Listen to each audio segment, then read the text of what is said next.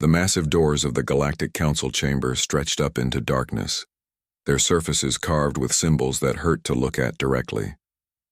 Ambassador David Torres stood at the threshold, his small human delegation behind him, facing the most powerful governing body in known space.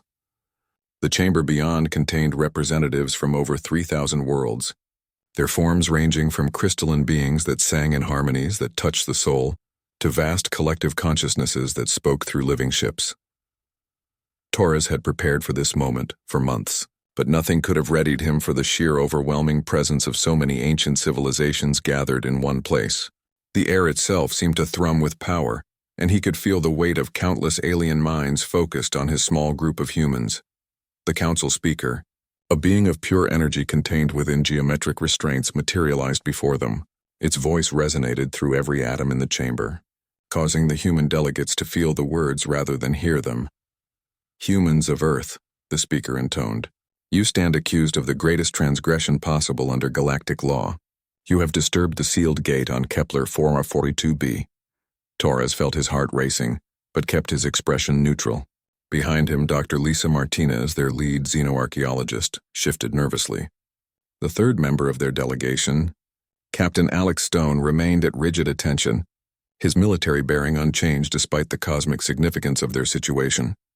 "Honored Council," Torres began, his voice carrying clearly through the vast space. "Humanity was never informed of any restrictions regarding Kepler 442b. We discovered the structure through legitimate deep space exploration, under the Universal Exploration Accords. Ripple of what could only be described as nervous energy passed through the assembled aliens. Torres noticed that many of the more ancient species were not just watching humanity with suspicion, but with something that looked remarkably like fear. The speaker's form flickered, its geometric constraints shifting colors. "The sealed gate has remained untouched for 4 million Earth years. Every species in this galaxy knows the consequences of approaching it. Yet you not only approached but attempted analysis." Dr. Martinez stepped forward, her scientific curiosity overriding diplomatic protocol. "With respect, honored being, we found the structure buried beneath 3 kilometers of ice and stone. Our preliminary scans showed it was artificial, older than any known galactic civilization. As scientists, we were obligated to investigate." The chamber erupted into chaos. Alien voices in 1,000 languages filled the air, creating a cacophony that made the humans stagger. Some of the crystalline beings began emitting frequencies that shattered the ice formations decorating the chamber walls. Others seemed to be communicating through rapid changes in the color of their bioluminescent organs. Torres watched the panic spread through the council and realized something profound. These beings were not angry about humanity's discovery. They were terrified of it. The speaker raised its form higher, projecting waves of psychic energy that restored order, but left the humans with splitting headaches. "Silence," it commanded.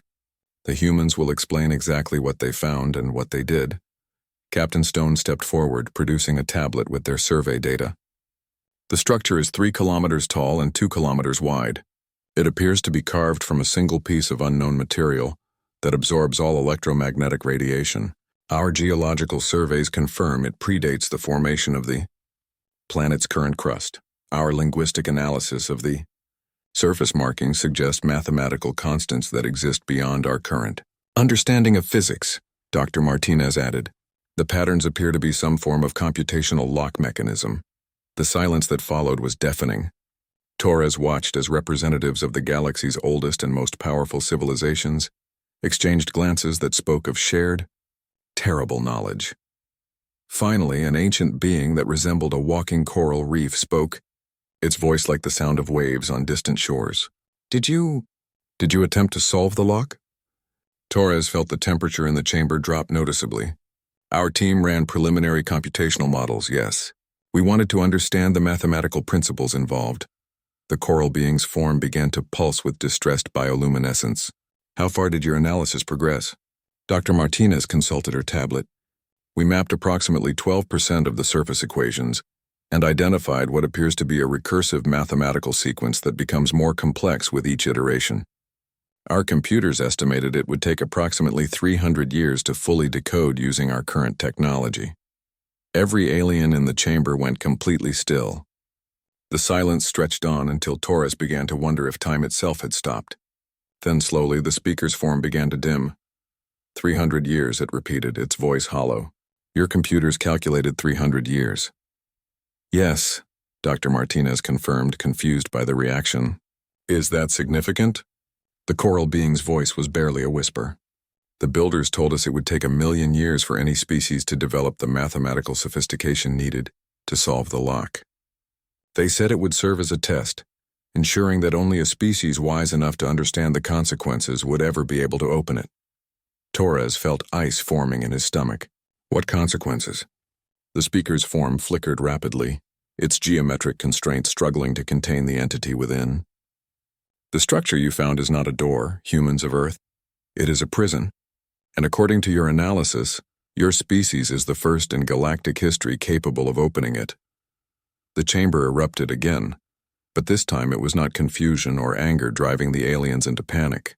It was pure primal terror. Torres watched beings that had lived for millions of years, that had witnessed the birth and death of stars fleeing the chamber in terror. What's inside? Captain Stone demanded, his military training overriding diplomatic protocol. The speaker's form began to collapse in on itself, the last remnant of the species that came before, the ones who ruled the galaxy before they destroyed themselves in a war that nearly shattered reality itself. The builders sealed away the final weapon of that war, hoping it would never be found, never be opened. And now? Torres asked, though he dreaded the answer. Now we must decide, the speaker said, its voice fading. Do we allow your species to continue existing, knowing you have the capability to doom the galaxy? Or do we act first? The chamber fell silent except for the sound of alien civilizations preparing for war, and 3 humans who had just realized they might have doomed their entire species by being too curious for their own good, as emergency. Sessions began throughout the galaxy and ancient protocols, activated for the first time in eons. Torres understood that humanity's greatest strength, their insatiable curiosity and analytical minds, might become the cause of their extinction. The sealed gate waited on Kepler 442b, and somewhere in Earth's universities and research facilities, brilliant human minds were already working on the problem of its lock, unaware that solving it might release something that could unmake the universe itself. The emergency session of the Galactic Council convened in the deepest vault of their headquarters, a chamber that had not been opened for 3 million years. Ambassador Torres and his delegation found themselves surrounded by the galaxy's most ancient and powerful beings, each one radiating an aura of barely controlled panic. The keeper of ancient records, a being so old its crystalline body had begun to fracture with age, activated a holographic display that filled the vast chamber. The images that appeared made every human present feel sick to their stomachs. These are the final transmissions from the Builder civilization, the keeper explained, its voice like wind through broken glass. They ruled the galaxy when your sun was nothing but cosmic dust. They achieved perfection in every science, conquered death itself, and built wonders that we still cannot comprehend. The hologram showed cities that spanned entire worlds, beings of light and energy working alongside machines that defied physics, and technologies that seemed to bend reality to their will. But then the images changed, showing the same magnificent civilization tearing itself apart in ways that violated every natural law. What happened to them? Dr. Martinez asked, her scientific curiosity overcoming her fear. The keeper's form pulsed with ancient sorrow. They discovered something that should never have been found, a force from beyond the boundaries of known reality. In their arrogance, they thought they could control it, use it as a weapon against the only enemy they had ever encountered, themselves. The hologram shifted to show builder ships firing weapons that erased matter from existence, leaving holes in space that never healed. Entire solar systems simply vanished, not destroyed but unmade, as if they had never existed at all. The war lasted only 3 days. Another council member spoke. Torres recognized it as the Eternal Witness, a being that claimed to have observed the universe since the first stars formed. But in those 3 days, the builders nearly unraveled the fundamental forces that hold reality together. Captain Stone leaned forward. How did it end? It didn't end, the Eternal Witness replied. It was stopped. The last builder, a being called the Final Architect, realized what they had done.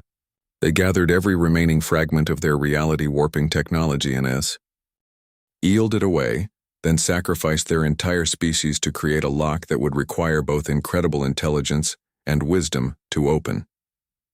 The hologram showed the construction of the sealed gate, but what the humans saw was impossible. The structure wasn't being built. It was being woven from the fabric of space-time itself. The builders were literally rewriting the laws of physics in a localized area to create a prison that existed partially outside normal reality. Torres felt his world shifting. The mathematical sequences we found, they're not just a lock. They're equations that describe the fundamental nature of reality itself. Correct, the keeper confirmed. To solve the lock, a species must achieve complete understanding of quantum mechanics, dimensional physics, temporal mathematics, and consciousness theory. The builders believed it would take millions of years for any species to develop such knowledge, and by then, they would hopefully be wise enough to leave the prison sealed. Dr. Martinez stared at the data scrolling past on her tablet. But we're nowhere near that level of understanding. Our computers calculated we could solve it in 300 years using brute computational force. The chamber fell into horrified silence. The eternal witness spoke slowly, as if each word was pulled from the depths of cosmic despair. Brute force. They never considered brute force. They assumed any species capable of solving the lock would do so through enlightenment and wisdom, not through raw computational power. What exactly is in the prison? Torres demanded. What weapon could be so terrible that an entire galaxy-spanning civilization would choose extinction rather than let it loose? The keeper activated another section of the holographic display. What appeared was not a weapon in any conventional sense. It was a sphere of absolute darkness that seemed to exist in multiple dimensions simultaneously, surrounded by equations that hurt to look at. They called it the Unmaker, the keeper explained. It is not a weapon that destroys. It is a weapon that causes things to never have existed. It rewrites history, causality, the very foundations of existence. In the wrong hands, it could undo the universe itself, leaving only void where reality once stood. Captain Stone's military training kicked in. Then we make sure no one opens the prison. We declare Kepler 442b off limits and post guards. The choral being that had spoken earlier in the main chamber materialized beside them. You do not understand, human warrior. The problem is not preventing others from opening the prison. The problem is preventing your own species from doing so. What do you mean? Torres asked, though he was beginning to suspect the answer. Your computers, your research institutions, your universities, the choral being explained. Even now they are working on the mathematical puzzle you brought back. To human minds, it is the ultimate challenge, an ancient mystery that tests the very limits of their intelligence. They will not stop until it is solved. Dr. Martinez went pale. The data we transmitted back to Earth before coming here, the preliminary analysis, the surface scans, the mathematical sequences, it's all been uploaded to our global research network. The eternal witness made a sound like a dying star. How many of your kind are working on the problem? Torres consulted his communications tablet, accessing Earth's research networks through the galactic relay. What he found made his blood turn to ice. Thousands. Universities, government research facilities, private think tanks, even amateur mathematicians. The discovery has been classified as the greatest archaeological find in human history. Every major computational center on Earth is trying to crack the code. And how long before they succeed? The keeper asked. Dr. Martinez ran rapid calculations on her tablet, factoring in Earth's current computational power and the exponential growth of their technology. At current processing speeds, assuming our computers continue to improve at historical rates, 18 months, maybe less if they develop new quantum algorithms. The ancient beings of the council looked at each other with expressions that transcended species, the look of civilizations facing their own extinction. The speaker materialized among them, its form more unstable than before. The decision is before us, it announced. We have 18 Earth months to prevent the unsealing of the greatest threat our galaxy has ever known. We must either convince your species to stop their research voluntarily, or we must stop them permanently. Torres stood up straighter. And if we refuse to stop? The speaker's form flickered with barely contained power.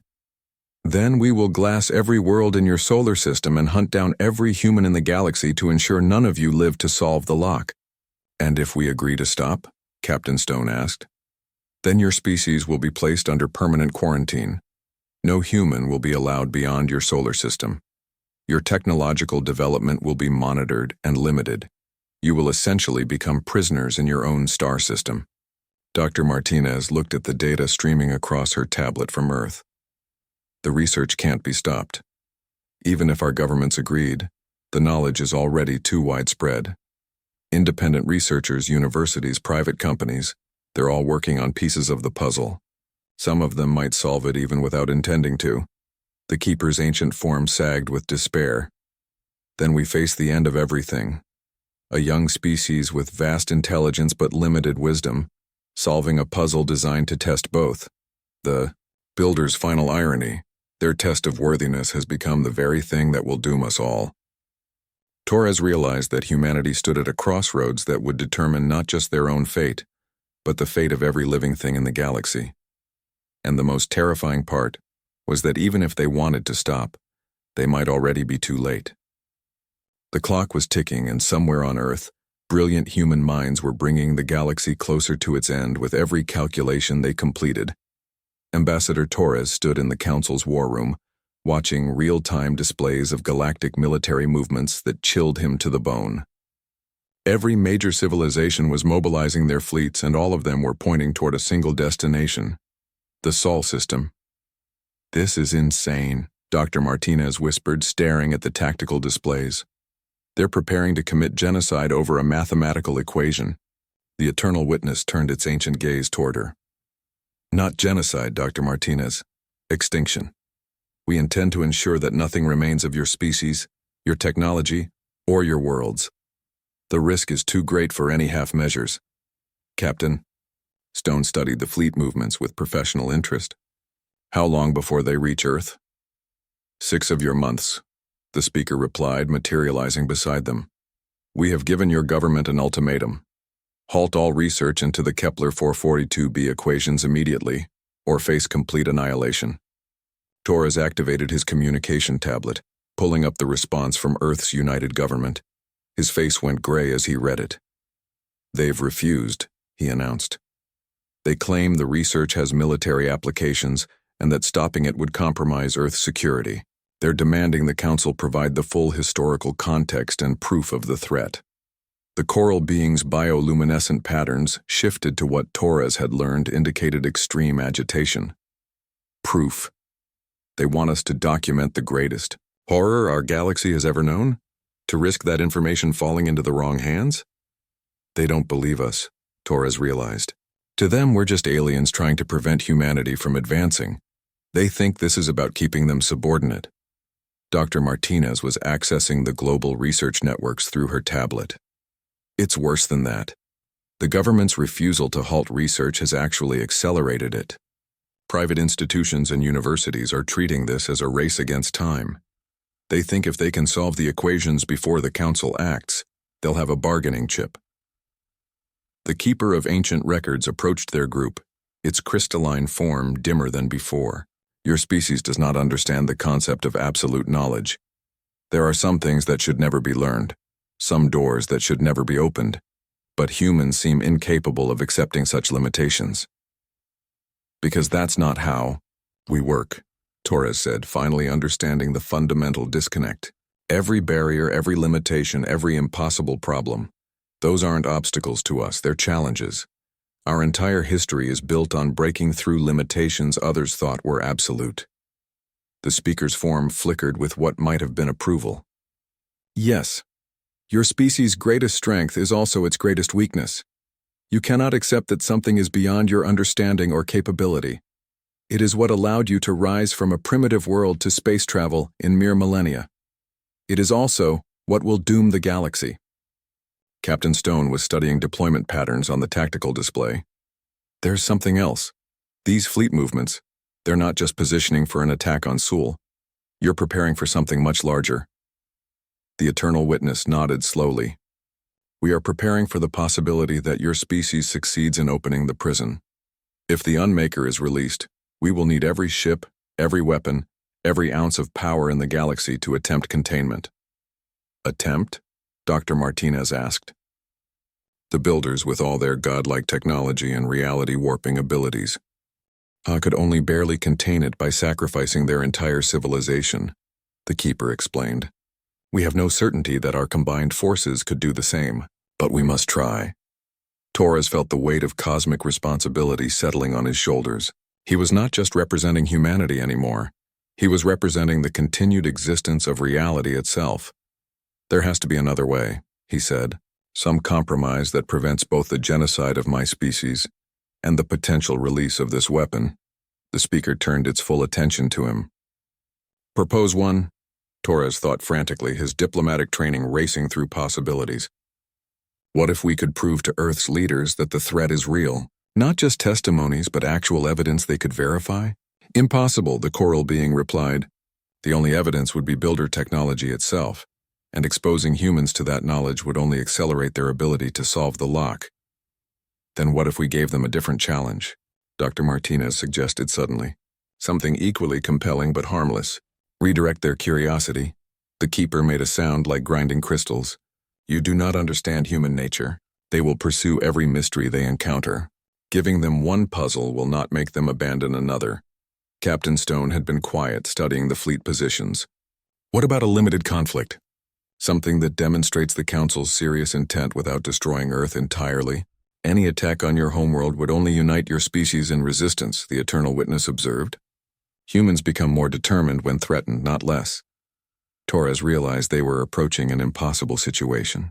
The Council couldn't allow humanity to continue their research, but every proposed solution either failed to stop the research or resulted in humanity's extinction.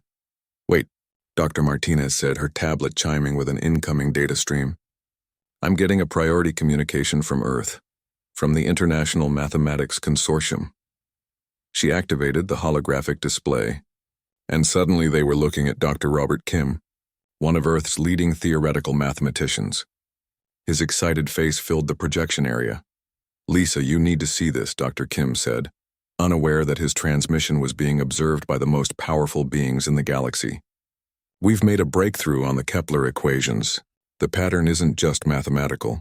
It's describing the structure of space-time itself.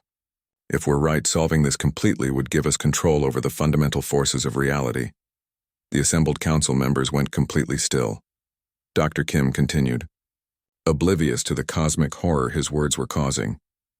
The Chinese team thinks they've isolated the core recursion sequence. The Europeans have mapped the dimensional matrices, and our quantum computing division just identified what looks like temporal manipulation algorithms. We're estimating complete solution within 8 weeks, not 18 months. The transmission ended, leaving the war room in absolute silence. Torres watched as beings that had existed for millions of years stared at each other with expressions of pure terror. 8 weeks, the speaker whispered. They have accelerated their timeline by a factor of 10. The Keeper's crystalline form began to crack audibly. It is too late for quarantine. Too late for negotiation. The fleets must move immediately. No, Torres said desperately. Give me one chance. Let me return to Earth. Let me try to make them understand. The Eternal Witness fixed him with a gaze that contained the weight of eons. You have witnessed the end of civilizations, Ambassador Torres. Your species has approximately 56 of your days before the combined fleets of the galaxy arrive to sterilize your solar system. Use that time wisely.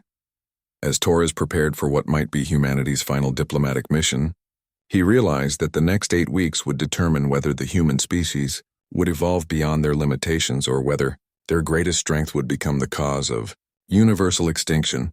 The race was on, and the finish line was the end of everything. The emergency session of Earth's united government was unlike anything in human history. Representatives from every nation sat in the Geneva complex while Ambassador Torres presented evidence that would have been dismissed as science fiction just months earlier.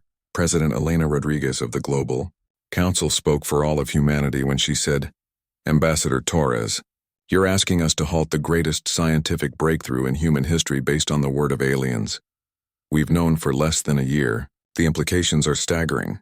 Torres activated the holographic projector, displaying the builder archive footage the Council had reluctantly provided. The room fell silent as Earth's leaders watched an advanced civilization tear itself apart with weapons that defied comprehension. "This is what happens when the prison is opened," Torres explained. "The builders had technology millions of years ahead of ours, and they barely managed to contain the threat. We're like children playing with nuclear weapons." Dr. Robert Kim, present as the head of the Mathematics Consortium, leaned forward in his chair. "Ambassador, I've reviewed the data you've provided. These builder archives could easily be fabricated. Advanced special effects, computer-generated scenarios designed to frighten us into abandoning our research." "Why would they lie?" Torres demanded. General Patricia Hayes, Earth's military coordinator, stood up. "Because they're afraid of us. Think about it. We've been in space for less than 2 centuries, and we've already made breakthroughs that concern civilizations millions of years old. They want to keep us from achieving our potential." Torres felt his heart sinking as he realized the fundamental problem: humanity's natural skepticism and distrust of authority. The same traits that had driven them to challenge every limitation were now preventing them from accepting the truth when it mattered most. "The fleets are coming," he said desperately. 6,000 ships from 300 civilizations. They'll be here in 7 weeks. This isn't a negotiating position, it's an extinction event. President Rodriguez consulted her advisors before speaking. "We've detected no fleet movements toward our system. Our deep space monitoring stations show normal traffic patterns throughout the galaxy."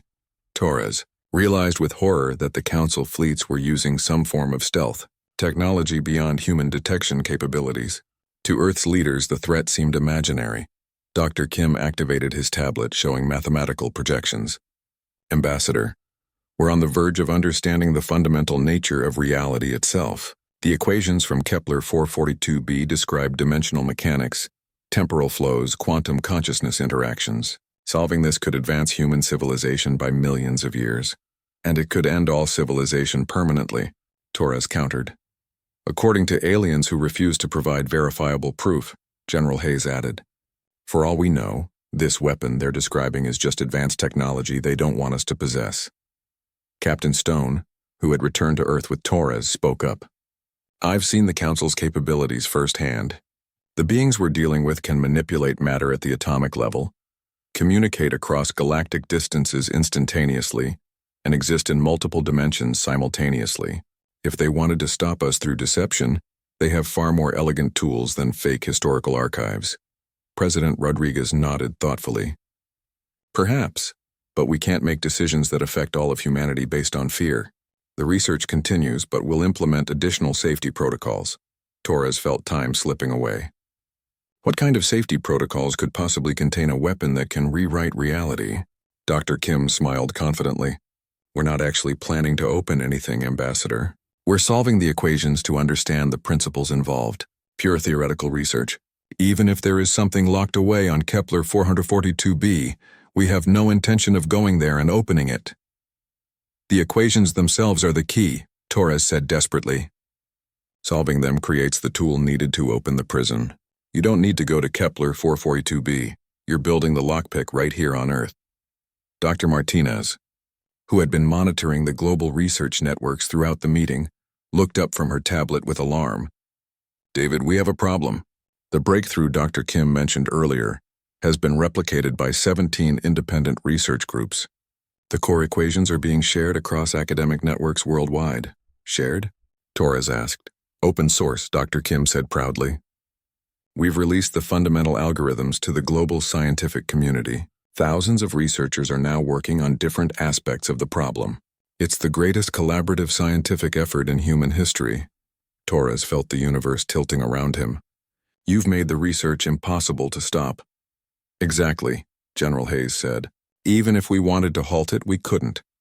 The knowledge is now distributed across every continent, in hundreds of institutions, in the hands of thousands of brilliant minds. The genie is out of the bottle." Captain Stone was studying tactical reports on his military tablet. "Ambassador, I'm detecting energy signatures at the edge of our solar system. Massive ones. The Council fleets are already here." President Rodriguez frowned. "That's impossible. Our monitoring stations would have detected." The lights in the chamber flickered and died. Emergency power kicked in as every electronic device in the building began displaying the same message in every human language. Final warning: cease all research immediately or face annihilation. Through the windows they could see the night sky changing. New stars were appearing, growing brighter by the second. The Council fleets were dropping their stealth technology, revealing their presence to every human on Earth. Dr. Kim stared at his tablet as readings poured in from observatories worldwide. 6,312 ships. Displacement readings suggest vessels the size of small moons, power signatures that dwarf our entire planetary energy output. The reality of the situation finally hit Earth's leaders. This wasn't a bluff or a negotiating tactic. The galaxy's most powerful civilizations had surrounded their homeworld with enough force to reduce it to cosmic dust. President Rodriguez's voice was steady despite the circumstances. How long do we have? Torres consulted his communication tablet, receiving updates from the Council flagship. They're giving us 72 hours to demonstrate that all research has stopped and all data has been destroyed. And if we can't do that, then they begin sterilizing the planet, starting with our research facilities and computational centers. Dr. Kim was frantically working on his tablet, coordinating with research teams worldwide.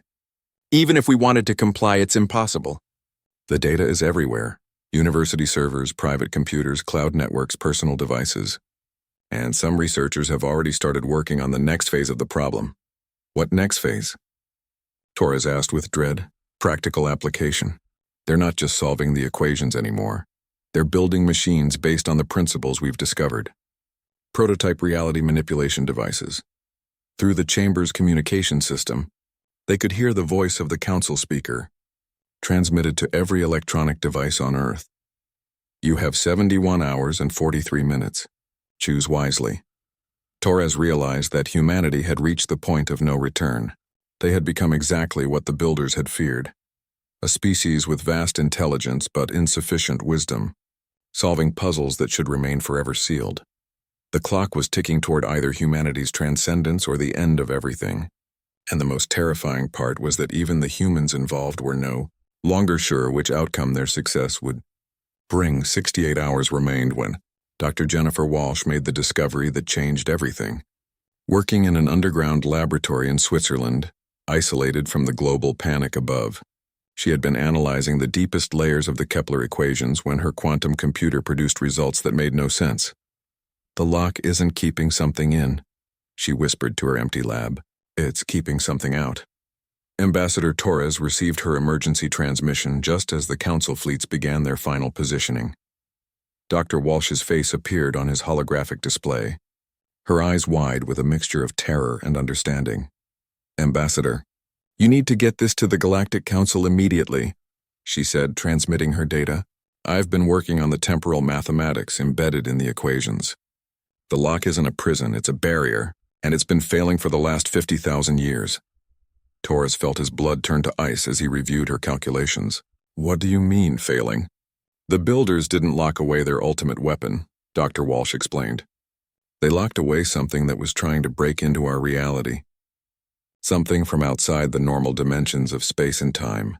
The equations describe a barrier that requires constant maintenance, and that maintenance has been slowly degrading since the builders died out. Torres immediately transmitted the data to the Council flagship.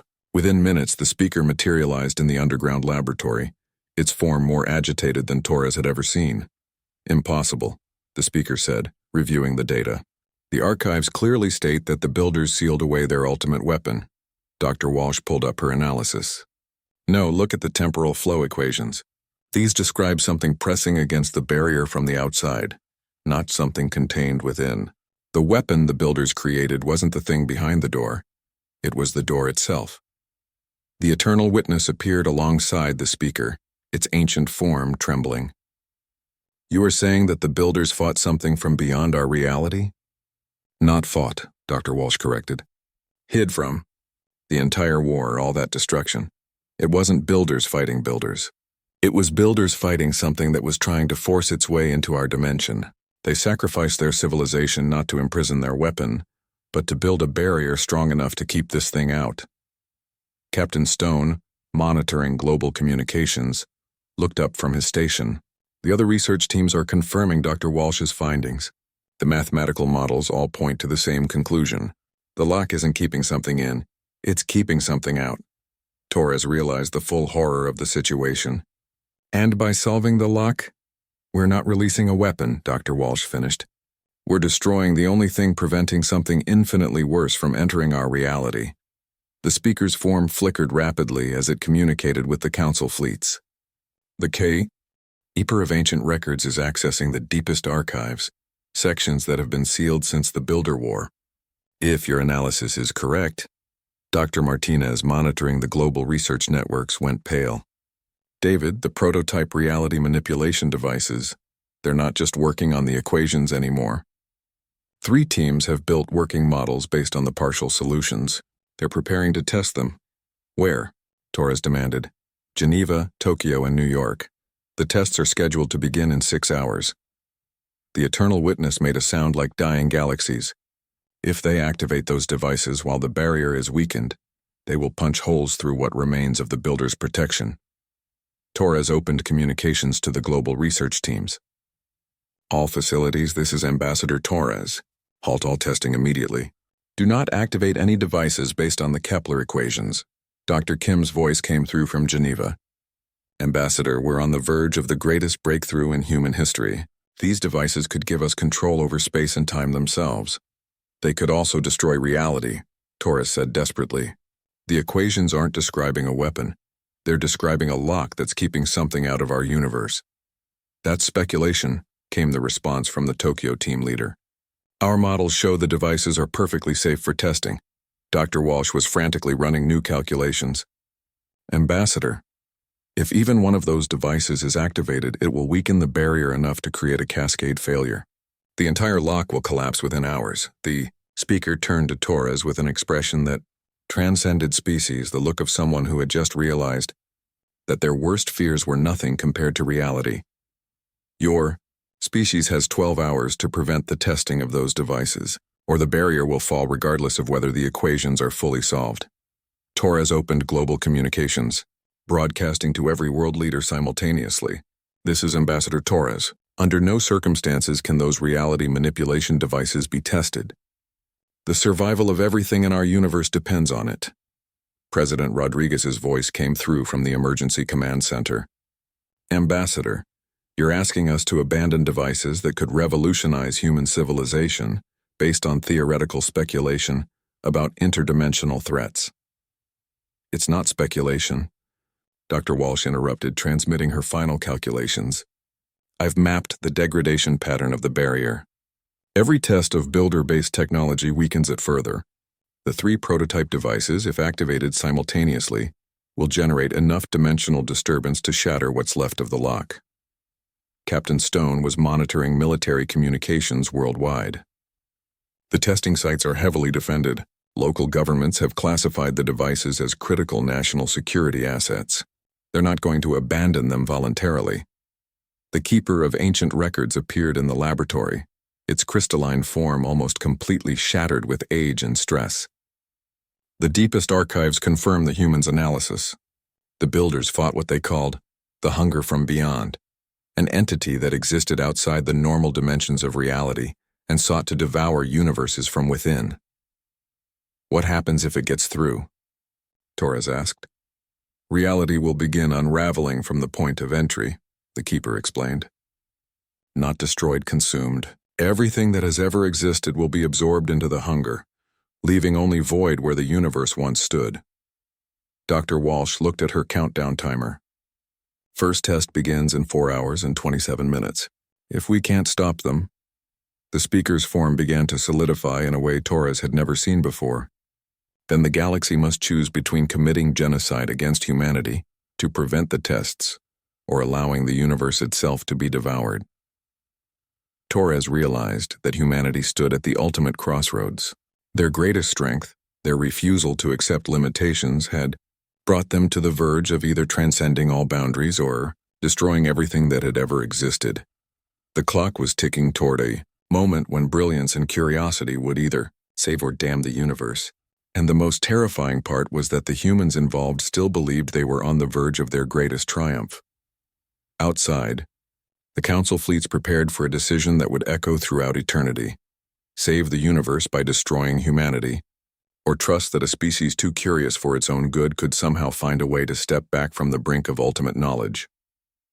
The countdown continued, and reality held its breath.